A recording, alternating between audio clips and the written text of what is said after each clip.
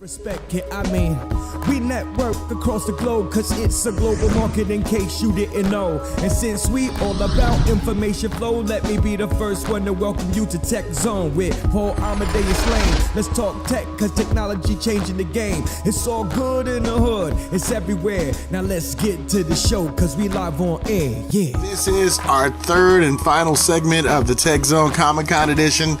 And don't forget, next week's show, we're going to be talking about a brand new series that's going to debut on the USA Network.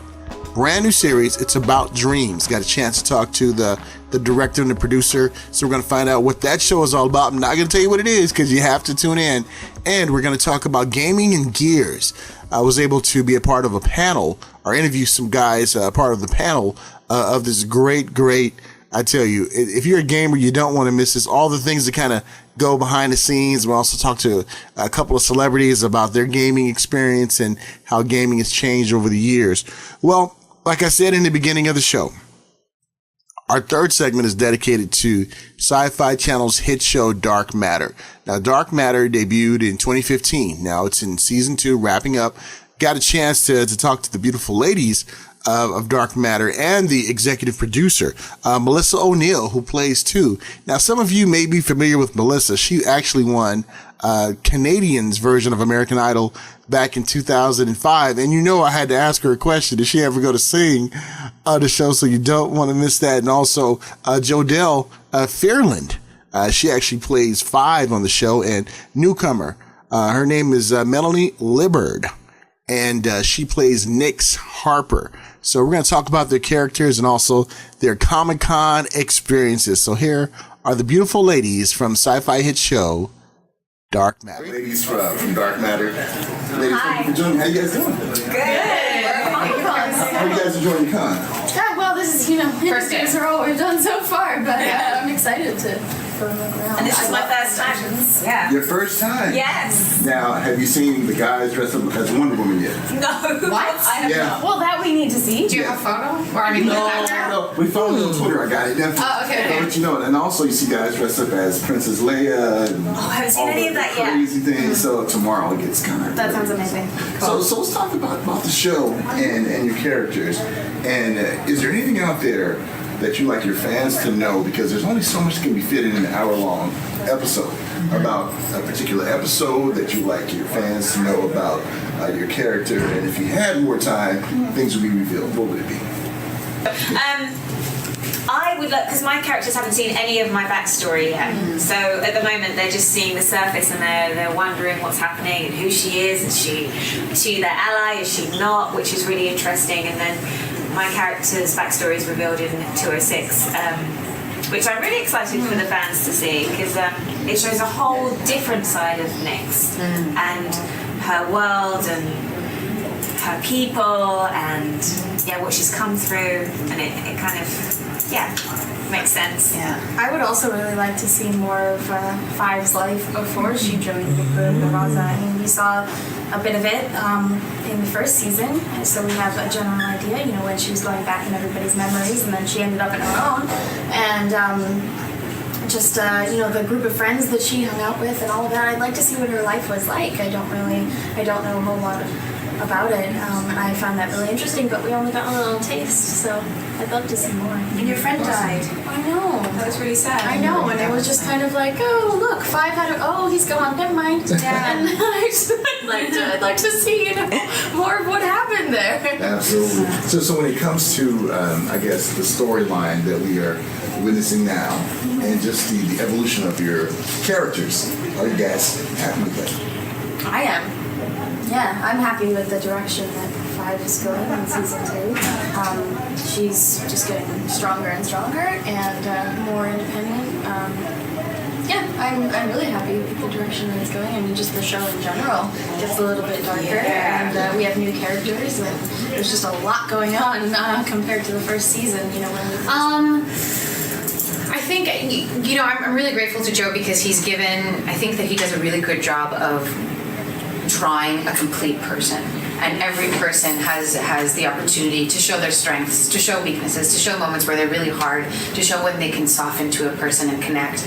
And I think that at first glance, especially after having seen the episode 3, I'd love to see a little bit more of Portia Lynn. I'd like to play with that character a bit more because I don't quite have her figured out completely, and I'd like to. And I would love to see, I guess what I want to share is that there is a softer side to 2, and it would be really fun to explore more of that, because we've seen her be strong and take everything on, or at least feel like she needs to. And I look forward to, and there are moments in the season coming up, but there are moments where, you know, she gets to be soft and let people reach out to her, you know. Yeah. Absolutely. Now, will we ever hear to sing? On the show? Yeah. Not if I can help it. All right. She's not a singer. Maybe in like a nightmare or 2 might sing. That would be pretty cool. Wouldn't it? Like, it'd be like a reality show. You know, we can win. Oh my God. My mother, I have a really funny voice memo from my mother where she was pleading the case for an episode of Dark Matter where 2 sings, and she had it all figured out. She's like, you know, you'll be in a bar, you'll be undercover, and you have to be like a singer at the bar, and you sing, and then you kick everyone's ass. She's like, and then that's the episode. That'd be really cool. You know, I was talking to Jay, and Jay said that he listens to people on Twitter and social media. Yes. So everybody on Twitter and social media, let's make it happen. And they have me to blame for it. But ladies, were you guys big Dark Matter comic book fans? I mean, I love graphic novels and manga and all that in general, so I was very excited about the idea of a project that was based on that. I hadn't read it yet when I auditioned for it, but I did as soon as I could get my hands on it, and I absolutely loved it, and the show as well, and I was excited to watch it, and then I actually got to be in it, so it's worked out well for me. Have you seen it? The graphic novel? Yes, I have. It's so cool. It is. Yeah, and Gary Brown, like the guy who did all the art, like I love how he drew everyone. Like she got the 2 hairstyle, which is like, isn't that sweet? yeah, I mean it's sweet. Sure, that's a great word to use for it. It's funny because my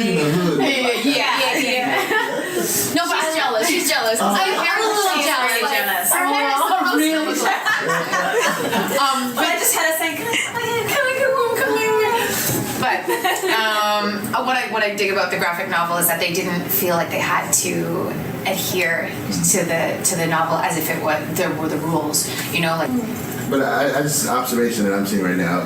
You guys have wonderful chemistry together. It seems like you guys really enjoy working together. You know, sometimes you get a situation you work with someone and it's kind of like a kind of a tension there. Yes. You know, but you guys. Can I just say, We're lucky. Yeah. just coming in as a new person, I was just thinking, oh, what they're awful. This is going to be a long 5 months, but everyone was amazing. So, like, Melissa gave me great advice on, you know, we've done lots of stunts together and how people work, people to avoid. No, I'm only joking. But you know, we did have a castmate who joined, and just in case I'm misquoting him, I won't say his name, but I remember him remarking to somebody like, "Is this how they always are?" Oh yeah. Like he wasn't sure if we were always like this, because it's a wonderful, friendly set, and it's the cast, it's also the crew, it's all of the people up in the office. Like it's a trickle down effect, you know. And because everyone up there is working hard and happy and focused and providing good leadership, it allows us to feel free, knowing that is taken care of, and we can just focus on working and getting to know each other. And you know, take me to the time when you got the call that you landed the part. Oh my goodness. Tell me, how did that make you feel? I was at home jumping up and down. I think I put Madonna on. And the annoying thing is all my family's in the UK. So I was like, I just woke them up. I was like, wake up! I just got the great job. But I spoke to Joe and Vanessa on the phone, and they were great. I hadn't even met them in person, and they gave me the job, and I was like, wow. You sure? And they were fantastic. The first time I met them was when I flew into Toronto. It's like, huh? That's awesome. Yeah, Now, that's great. your favorite comic book characters of all time? Who's your favorite? Male or female? Ooh. Android or not? Real fake? I love talking talking of androids, oh my god, I should not be going first. You go first. No! Look, Melissa's got her thinking. Melissa's like, I'm sorry, Melissa. Just, She's like, don't let him back in here no more. I'm just like, I'm You have the best question. Yeah. Thank you. Like my Rolodex, I don't know. Like strictly comic books. Or it could be like a superhero or anything, wherever you like, Marvel. Like this is kind of ghetto, but like I grew up with Archie comics. Oh, I grew up with that stuff. Jughead. Like I'm talking stacks and stacks of Archie comics. It's where I learned my first big word when I was 7. I learned the word procrastination. From a comic, amazing. Yeah, from Archie comics. Yeah, I don't know if it's like my favorite comic book character though, but that's what I grew up with for sure. I like that also. What about you? I was going to say Data. Who's the android? Data. He was cool. Star Trek. Yes. Yeah. Because my mum always played Star Trek when I was a kid, just reruns, anything she could, and we go, oh, Star Trek again. But we loved it. Awesome. What about you? I mean, they're all so great. I really love Deadpool lately because the movie got everybody all excited about it. And he's awesome.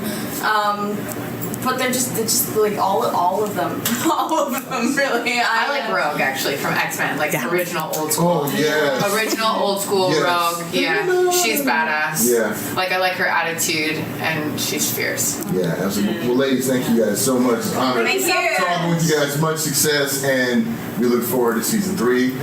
Everybody out there on Twitter, tell me you want a season 3. Yeah. Follow it at the end. For viewers out there who've never watched Dark Matter, Fix that. tell them to watch. Tell them to catch up on Netflix and everything. Catch up on Netflix. Dark Matter coming at you. Find us on Twitter. Talk to us on Twitter. Yeah. The beautiful ladies from Dark Matter, and Melanie, I love you. She said, I asked the best questions. So I was like cheesing it. Like she said, I asked the best questions, maybe because of the chair, but thank you, Melanie. I appreciate it. And Melissa and also Jodelle, great group of girls. I'm sorry, young ladies. And got a chance to talk to Jay Firestone, who is executive producer. He and I got a chance to really sit down and have a chat about just the show and how having it on demand can truly help out a show. Before we would worry about the Nielsen ratings, but now a lot of places are seeing how many people are watching after the fact. So here's Jay Firestone, executive producer of Dark Matter on the Syfy channel. Who I'm with right here. How you doing, Jay? I'm doing pretty good. How are you doing? Doing great. Great to have you with me. And let's talk about just your Comic-Con experience. Oh, I like Comic-Con. I've been doing this. I started here with Lost Girl like 9 years ago, right? And I came, and at the time, I don't think a lot of TV series were coming to Comic-Con.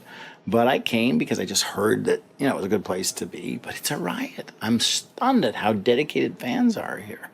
It's actually become an issue. I got asked the other day to do an interview about, are fan comments affecting how you write and how you direct your show? And I said, yeah. I mean, you get a great audience to talk to. So Comic-Con's really helped build that up. I think all that internet fan base is here. I'm glad you said that because with social media, you can find out right away if someone is digging an episode or not. Yeah. No, and in fact, that's one of the things. After every episode, I look at the comments on the Facebook page. I look at how we trended. I don't know if we want to do the spoiler thing, but after the final tag in episode 1, have you seen season 2? Yes, I have. Okay. Yes, I have. When I did that, there was a lot of people saying, Jay, this is not a great idea, and I wanted to do what I did in the first episode on purpose. According to Syfy, we trended number 1 within a minute or 2 after that scene. Wow. That's awesome. And they said, thank you. They said that was one of the most amazing things we ever seen on how it affected the fan base.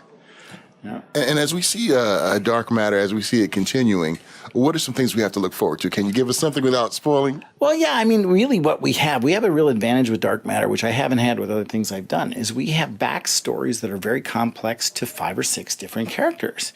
So what we did with season 2 is because of, I don't know, do I say it? What we did in season 1? I assume it's out there by now. But because we lost a character from one of the things, we're bringing in somebody new, and we're going to ask the question, is our team so close and so much a group now that somebody new can join them or not? So we've introduced a new character into season 2, and we're going to see, can she become part of the team? But we're also going to investigate everybody's backstory. I mean, you're going to see, I think it's always important that we see the sensitive side for 3, because he comes across as this scoundrel, but I think you have to appreciate why he is who he is, and we're going to learn a lot more about him in season 2. Alex's character, 4, I mean, he's been fairly solid, quiet, and intense for a season. So we're starting to see a lot more about his own personal conflict, about what he's lost when his memory was lost. 2 has her issues because I think we've defined her fairly well, because given the fact that she was sort of manufactured, she doesn't have, like, she wasn't born. She didn't have that childhood of being 5 years old. So her backstory is very different, and we're going to learn a lot more about everybody on the show. I mean, the android, if you've noticed, I mean, her flaw is a personality. We're going to start to hint about the fact that wasn't an accident. There's a lot of good stuff coming in season 2. We've set up a whole bunch of stuff for season 3, which we are already writing. Awesome. So congratulations. We get a season 3. Well, it's not ordered yet. Okay. It's not ordered yet. But what happened is I decided, and Joe and Paul have been great about it, I decided that I wanted to jump on season 3. And I had enough confidence in the show, because I've seen every single episode, that we did a great job in season 2. The ratings are proving out true. And I mean, we're a big success internationally. I just got the ratings internationally. We're huge in the UK, and we're a big international success. So not just the US. So I got the writers writing early, and they've given me the storylines, and we've adapted and changed a few things. We're working in concert. It's a great relationship I have with the writers. So I will have most of the show ready to go before Syfy even decides. And I'm actually seeing them on Friday to tell them what I expect to do for season 3. Awesome. So everybody hit up social media and said we want a season 3. And Jay, do you think that on demand gives a newer fan base an opportunity to check out the show who may have missed it when it started a few years ago? Now, you mean on demand like Netflix catch up, or do you mean just like catch up and Syfy on demand? Well, Syfy on demand, if you take a look at our plus 3s, I mean, what's happening in television now is that a lot of people don't know this, is the ratings of the night you're on are not as important anymore as whether people are recording you or getting it on video on demand sort of thing. So our plus 3 numbers are substantial. Our audience doubles after the initial showing. And that is a great indication that we have a fan base that doesn't want to miss the show, because nobody just says, oh, it's Friday night at 10 or I can't see it anymore. So everybody records it, everybody sees it. There's lots of ways to get the show. We also have a fan base that's new on Syfy Channel because they got caught up season 1 on Netflix. So Netflix has turned out to be a big complement to Syfy. Absolutely, and that's what I want to let our listeners and viewers out there know, that if you don't watch Dark Matter, catch up on it. I mean, it's an amazing show, and a lot of things are in store, and hopefully we get that season 3, Jay. Yeah, listen, if you take a look at the ratings now, we have high hopes. I mean, we're doing pretty well, so... And when it comes to the technology that's out there that allows you to create this vision and take it to television, has technology made it easier with special effects and all the good bells and whistles? Absolutely. You'll also see in season 2, we've upped our budget on the VisFX. We have much better VisFX. I don't know if you saw the little trick I did on the Facebook page. I did a virtual reality view of this. That was awesome. Thing. Yeah, I just did that one day. I didn't know anything about virtual reality stuff, and I was sitting with our VisFX guys talking to them, and they showed me what they could do. I said, okay, you're coming to set, and I'm going to shoot this. So I put that on as a bit of experiment. What I might want to do next year is do that, but have like an alien that jumps out at you or something cool, But that was a fun experiment for me. That's awesome. That's what I noticed too with technology now. I mean, sky's the limit when it comes to production and everything. Absolutely. I mean, what I'm talking about again for season 3 is I want to use more green screen, because we're going to hopefully go to more planets and see more different environments, and that's the tough thing to do, without a green screen. But green scenes are very expensive. When I did my show Relic Hunter, we had a permanent green screen for a while, and I always worried that the show, wasn't realistic enough. I had an episode of Lost Girl where she had to climb to the top of a mountain, and we built the top of the mountain, and I did a green screen behind it so you could see where she was in canyons. Still looked a little, animated to me, so I was still having issues with it. But I want to go further this year because it's getting better every year. That's awesome. And Jay, before we let you go, a couple more questions. One, when it comes to just thinking of different concepts for different episodes. Where do you get your motivation from? Is it something that out of everyday life, or do you look at older shows and say, hey, I would like to put a little spin on that and do the storyline? Well, listen, right now I'm very lucky because Joe and Paul, who did the comic book originally, they had 5 seasons planned. So they had a really good vision for the show when we started. What we've been doing is we've been adapting to the actors and the chemistry between the actors. So you might have seen that there was some love interest stories in season 1 that we decided not to necessarily continue. We also see that Jodelle, who plays 5, I mean, I think she broke out in season 1 and delivered as an actor more than anybody expected. And so we've expanded her character, and I think she's a bit of a champion for a lot of people. So we're building that up. Really, all I can say is we watch the chemistry on the set, and we decide what we're going to do. When we made the decision to take one of the characters out in the premiere episode, okay, we take one out, it threw a wrench in the mix because he had a 3 or 4 episode storyline. Yeah, that shocked me. Yeah. And we did that to shock everyone because I wanted everyone to know that was something I asked for specifically so that everybody knows how vulnerable every character is. But it did create a hole in the show.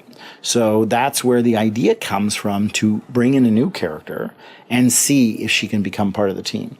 So I can't say, I mean, we've been compared in a lot of ways to Firefly, which is interesting, and there are some similarities. When I did Lost Girl, we were always compared to Buffy all the time. There was a couple examples in Lost Girl where we had a Buffy script that was so much like a Buffy, I had to change everything, right? We're not experiencing that, but even the Nyx character, which you see, and you'll learn more about in season 3, is very similar to a character in Firefly, but that wasn't the inspiration, it had nothing to do with it, it's pure coincidence. So. Awesome. And last question. Favorite comic book character of all time? We're at Comic-Con, so you have to let me know. Oh, gosh. Listen, when I was a kid, Batman was everything, but when the Spider-Man came out, great, but I want to be Iron Man, okay? I absolutely want to be Iron Man, okay? There's no question that's who I want to be personally, okay? I want the suit. I want to be a billionaire. That's the easy part. Absolutely. But I want the suit, okay? Come on. I don't know who would not want that suit. And I was watching an episode of Big Bang Theory where they were talking about all the superheroes and what their qualifications are. And in the episode, Sheldon said, well, with a lot of money, anybody could be Iron Man, And I said, okay, but Robert Downey Jr. was so cool. He made Iron Man for me. Oh, I can watch that one over and over and over again. Yeah. That's awesome. And make sure you check out Dark Matter on Syfy. And if you haven't started watching, catch up on Netflix. It's an awesome show. And Jay, thank you so much for joining me. Honor and privilege talking to you, my friend. No problem. I enjoyed it. All right. Season 3. Yeah. All right, that was the great Jay Firestone, producer extraordinaire. Done some great shows for Syfy, and remember he did Andromeda too. I used to love Andromeda, and it was great talking with Jay and also the beautiful ladies from Dark Matter too. Well, this is going to be the close of our show, and look forward to talking to you next week. And don't forget, we're going to keep the Comic-Con theme going. We're going to be talking about a new show that's going to debut on the USA Network. We'll be having the producer and director joining us next week. And also, we're going to be talking about gaming, too. Gears of gaming, things that goes into gaming. There was a panel at Comic-Con. I got a chance to sit down with some gaming developers and some actors, too, who game, so you don't want to miss that. I'm Paul Amadeus Lane. Remember to connect with me, paulonwheels.com. Also, love those who are not able to love themselves. Take care, folks. See you next time.